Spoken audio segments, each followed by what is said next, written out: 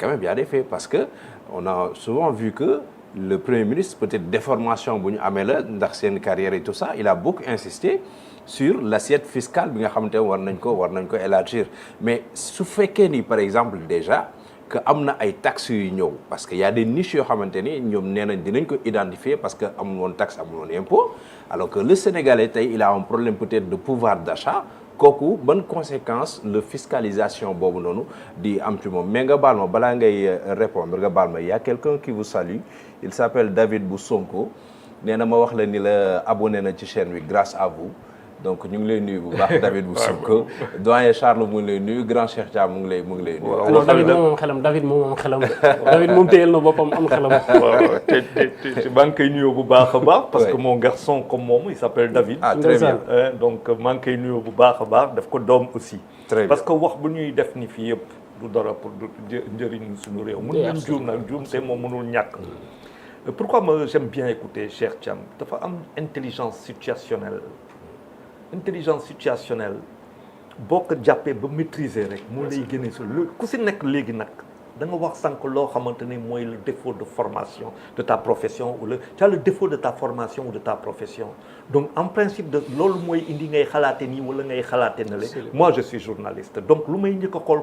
contexte bi lan la ma xool prétexte bi identifier ko texte bi door a ñëw donc bu ñu xoolee moom lu muy wax nii nañ jàpp contexte bi ñu teg prétexte bi texte bi ñu ne texte bi nekkul décision la boo xoolee décision ba da nga gis que démarche yi dinañ ute en fonction de ce que nous sommes. Absolument. Moi par exemple la stratégie foofu laa mëne donc toujours stratégie boo xoolee stratégie laay njëkk a teg. stratégie bu nga ko tegee mooy lu nga wax sànq pour te dire combien donc quand tu es dans cette réflexion d'intelligence situationnelle ça change tout de suite. da ngay changer en fonction de lu nga wax sànq identifier ñan ñoo fi am xaalis. lu ñu ko amee loolu buñ si waroon toog di fi wax justice di ki yooyu bu den ay maanaam ñuy liggéey si justice lañ koy yóbbu mu teg ay année ak ay année parce que bu nekkee ay dëkk yoo xam ne dañu développé ngay indi 30 avocats ku si nekk présenté la ngay présenté de dossier de 50 000 pages nga war ko kii kooku ay at du tax mu sotti boo demee États-Unis noonu lay demee donc ku si nekk da ngay liggéey en fonction loo xamante ne day indiloo dara économie bi loolu da ngay toog nga xool mais lu ma wax sànq mais Tahirou Sarr ba nga cité moom moo wax ak Obasanjo ne ko sa réew te wax naa la ko fii si benn émission sa réew da ngay def ay immeuble la nga xam koo xamante ne si bii partie la nekk 100 milliards moom moo nekk bii étage keneen ki 25 milliards bii étage ba si suuf ku si nekk en fonction de kii nga ne ko fii laa la bëgg a gis en fonction et loolu moo indi ay Dangote Tony Elumelu ak yu demee noonu loolu y'a beaucoup boo demee Hassan II feu Hassan II le roi sa majesté Hassan II feu et c'est ce que son fils Mohamed sa majesté aussi a fait au Maroc ba nga xamante ni mu am ay milliardaires yu dul jeex et loolu mooy may ay investissement ku si nekk nag dafa am loo xamante ne da la koy teg si ay affaires par rapport à tes hobbies ak yu demee noonu nga teg par exemple nous on a raté ce rendez-vous là mais kooku c'est lié à notre stratégie boo xamante ku si nekk ak ce défaut de profession mais da nga wax loo xamante ne nii tey bu ñu waxee 5667 milliards 5667 milliards la ñuy wër la ñuy ut en 3 ans da nga koy diviser par 36 mois plus septembre ba décembre muy jox 5 mois ou 4 mois nga war ko lu mu 3 mois nga teg ko si ça va te faire à peu près 40 mois wala 41 mois boo ko defee août ba décembre plus 3 ans 41 mois tu divises nga jël 5000 milliards divisé ko ça te donne 138 milliards yoo xamante ne nga war a am par mois 138 milliards yi fan laa koy jëlee 138 milliards yi ma def la lutte contre la fraude contre la corruption teg en place bon on a réaménagé l'OFNAC am na lu ñu dindi si l'OFNAC ñu ko dindi dañ ko jox doole pour la prévention et la répression plus les autres corps ñu dem ñu xool si wàllu lutte contre corruption ak loo xamante ni moom lañ fiy teg ñaata la ñu war a am par an parce que on sait ñaata lañ fiy investir est-ce que lépp mu ngi àgg fu mu war a àgg ba nga xamante ne les populations les citoyens sénégalais dinañu am confiance en les institutions kon day fekk lu ñu war a lu ñu joxe pour mu dem fu mu war a dem dina fa dem àgg fa ba pare ñu am ay retombées kooku donc doy dek lutte contre la fraude et la corruption donc on peut avoir une idée ñu ne bon lu si des ñu ne c'est dans l'élargissement de l'assiette fiscale. léegi élargissement de l'assiette fiscale c'est pas forcément ñoo xamante ne ñoom tekkiwul mooy ñoo xamante ne ñoom ngi fay impôt ñoom si ñoom la ñuy ñëw dóor déet. dañuy yokk affaire bi assiette bi léegi par exemple ñu ne la le secteur informel il va falloir ñu identifier ko formaliser ko ba ñu mun a am foofu loo xamante ne par jour ou par mois da nga koy jël si ñoom. sànq maa ngi doon ne sànq xaw ma kan laa ko doon et je l'ai toujours dit mënuma comprendre que immeuble boo gis Dakar. immeuble boo gis Dakar kon boo dugg Dakar foo munti gis immeuble wala nga gis kër devanture bi magasin la. mais ce n'est pas possible dëkk du demee noonu tu peux pas avoir 14-15 tailleurs qui sont dans un même quartier boo leen tegoon ensemble sur 700 mètres carrés wala yu demee noonu tout de suite tu as une PME wala une PMI boo jëlee ñeneen yoo xamante ne ñoom ñoo yor ay boutique nekk ci koñ bi nga teg leen au premier étage boutique yooyu tu as autre chose et ainsi de suite donc il va falloir bon est-ce que ils vont aller dem ci boutique yi dem ci tailleurs yi ku ci nekk ñu non seulement identifier la enregistrer la jox la benn identité fiscale boo xamante ne nga am sa régime fiscal ñuy ñëw di jël si yow juuti la est-ce que dañuy xaar yow ngay ñëw parce que fii c'est déclaratif ak su demee noonu foofu tam mun nañ fa jël xaalis loolu bu ñu jëloon ay étudiants ñu def tout le tour du pays nga yor sa lecteur di nga enregistrer ñoo war a enregistrer mën nga fa jël xaalis aussi am na loo xamante ne dafay dem si wàllu exonération mooy peut-être que ce qu'on a accordé am na peut-être des choses yoo xamante ni mën nañ si ñëwaat parce que dañuy estimer que c'est mën nañ xoolaat bon les redevances mooy aussi les revenus yoo xamante ni dañuy jóge si waa les mines ak yu demee noonu ñu ne mën na si yokk il y a aussi on peut aller aussi sur bu ñu defee loolu il faut pas oublier le train de vie de l'État. Bien sûr, le train de vie de l'État mooy que wàññi ko de manière assez importante. Drastique, oui. Waaw ba nga xamante ne du la gaañ par exemple tout ce qui est des affaires yu inutiles yi tout ce qui est des véhicules d'un certain prix parce que moi aujourd'hui j'aurais aimé que certains véhicules boo nekkee ci gouvernement Sénégal mais je suis désolé quoi man ba léegi dama ko ne je dis depuis toujours on nourrit les industries occidentales et le carburant nous le faisons venir mais noonu nañ dem xool ak waa lu mu tudd suñu waa Thiès yi comment vous pouvez nous donner des voitures avec des standings ñu defee ko fii ñu dessiner ko fii defee lépp fii ñu xool comment on peut faire quitte à mettre des partenaires dans cette affaire yi mais absolument tout ce qui sera pour le fonctionnaire sénégalais da nekk loo xamante ne Thiès lay jógee ak loolu yëpp mun nañ ko xool bon boo xoolee ngay avancer donc train de vie véhicule les meubles qui nous coûtent si c'est pas fait au Sénégal ak bon faut voir aussi il y a plein de choses yoo xamante ne mais le problème fan la ne nag c'est que tu as dit 3 ans donc 3 ans c'est 3 phases dafa am loo xamante ne c'est tout de suite mooy le court terme lan ngay def tout de suite sur le court terme dans la phase transitoire parce que fii ak septembre 2000 boo ko nga te septembre nga koy commencer et là j'ai un problème même je l'ai dit ici man daaw laa gisoon affaire bi à partir de la déclaration de septembre fa laa gisoon affaire bi parce que j'ai anticipé sur ça et je suis désolé qu'on parle que de ça aujourd'hui parce que moi c'est depuis l'année dernière wax naa la ko fii parce que tey bu ñu ko defoon boobu ba tey leneen la ñuy wax te il est donc et moi je trouve que le plan je t'ai dit que man plan de redressement ànduma ci ajustement là c'est àndoon et le Sénégal aurait pu réussir depuis longtemps si un plan avait été mis en place parce que plan bu mel nii bu ñu ko tegoon en place kon dem nañu yàgg nañu xam nga pourquoi parce que c'est fait tu vas sur des trucs triennales tey par exemple sur la phase transitoire 2025 septembre 2026 au bout de 12 mois qu'est-ce qu'on aura réalisé ba ñu xool ko est-ce qu'on a réussi on aura réussi en 1 an à avoir 138 milliards par mois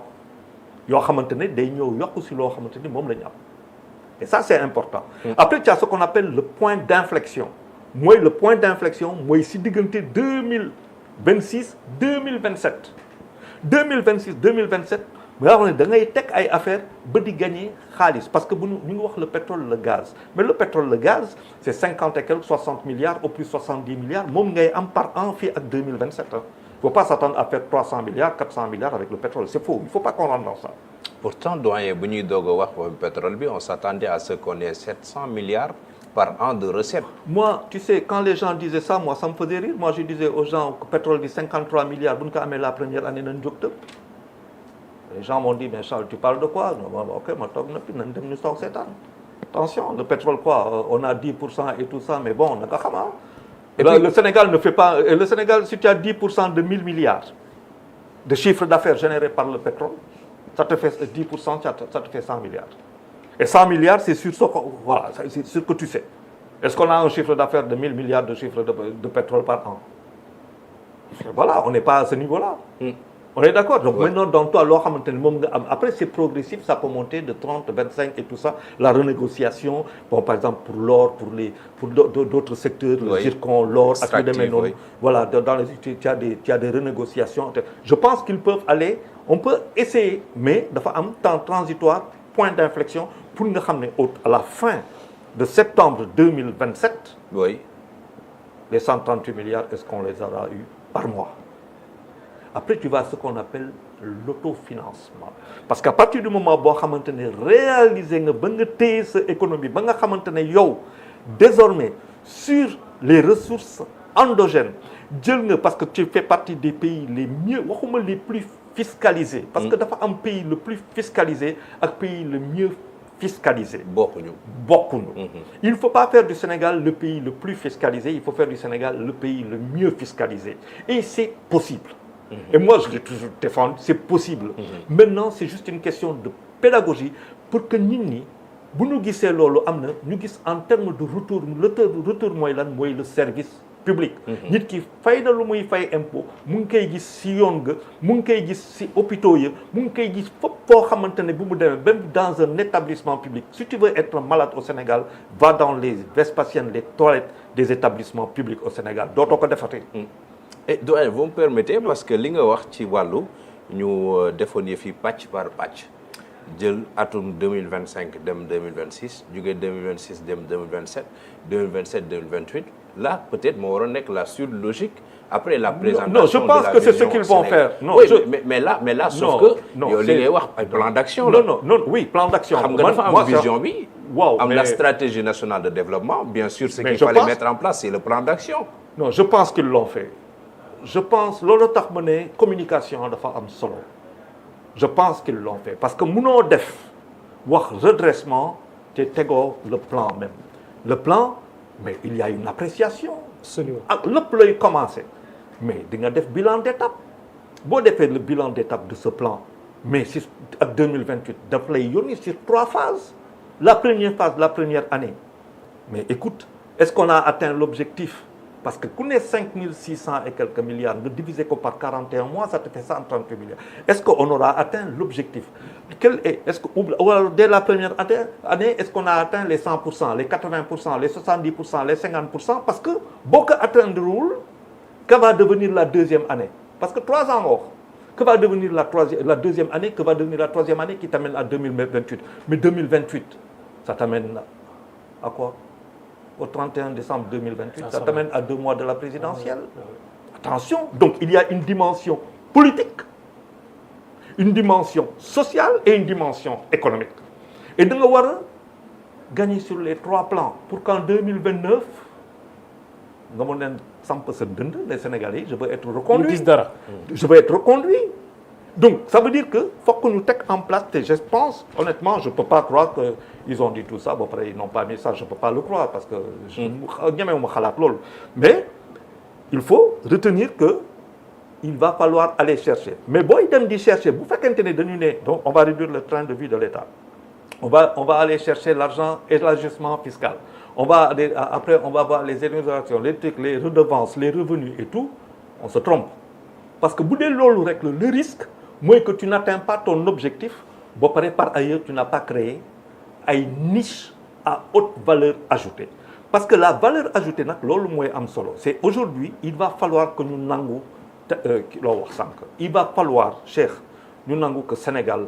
ait des milliardaires. Man yalla bu ma si may ma jël bu amé ay Sénégal yu am milliards am pagaille ma contane. Parce qu'au moins, ça veut dire qu'ils vont investir. Il va falloir qu'on accepte. Pourquoi? Parce que tu vas aller chercher l'impôt sur le revenu. Mais impôt sur le revenu, pour nga am ko. Mais il faut que tu aies une société industrielle. Absolument. c'est sur les sociétés yu am solo te aujourd'hui des pays qui ont de fortes valeurs ajoutées ce sont des pays dans lesquels il y a de la transformation mais pour que tu aies de la transformation keroog laa la fi wax le port là foog ñu liggéey le port foog ñu liggéey loo xamante ne da ngay am impôt sur le revenu après ça tu as la TVA elle est issue de lu mu tudd de chiffre d'affaires réalisé par les entreprises donc dafa am loo xamante ne c'est du régime fiscal c'est du régime des domaines avec le foncier il va falloir revaloriser nos fonciers les baux que nous donnons ak yu demee noonu il va falloir faire un cas loolu yëpp je suis convaincu que c'est leur boulot donc loolu man awma si sax lu ma siy douter donc y a mais en même temps que loolu yaa ngi koy liggéey le secteur privé lan ngay def très rapidement pour que secteur privé yi c'est comme la commande publique ñoom rapidement ñu mun a liggéey bu ñuy liggéey pour que justement TVA bi am quel est le process avec la Turquie tiens avec les Chines nous par exemple on veut que le rail dem ba Bamako on veut que le rail aille jusqu'au Niger pourquoi il y avait le Dakar Niger tubaab bi dañ ko fi def mais c'était pas pour rallier les peuples hein c'était pour faire venir le coton depuis le Niger l'uranium et tout ce que tu veux hein c'était tout ça donc c'était purement économique donc tey il va falloir que nous anticipions sur ces affaires-là ba pare sur notre port boo xamante ne il doit venir largement compétitif pour que toutes ces industries viennent se greffer donc tey ñoom dans ce plan-là qui est fait le plan de relance et que j'aime mieux plan de relance économique du Sénégal parce que loolu laa la waxoon je ne peux pas accepter le redressement parce que pour moi il va falloir me l'expliquer donc loolu boo ko defee dafa am lu ma njëkkoon et la deuxième chose c'est que du point de vue économique nga def ba nga xamante ne le secteur privé très rapidement mu gis ci boppam nangu am ay milliardaires nangu que l'impôt sur les sociétés mën a yokk mais bu yokkee ça veut dire c'est non seulement sur les sociétés mais c'est l'augmentation du nombre des sociétés ak l'augmentation de la TVA issue justement du chiffre d'affaires qui se massifie. D'accord. Cheikh. waaw non grand bi wax na lu am solo xam nga fondamentalement ñi jël réew mi bëgguma def sax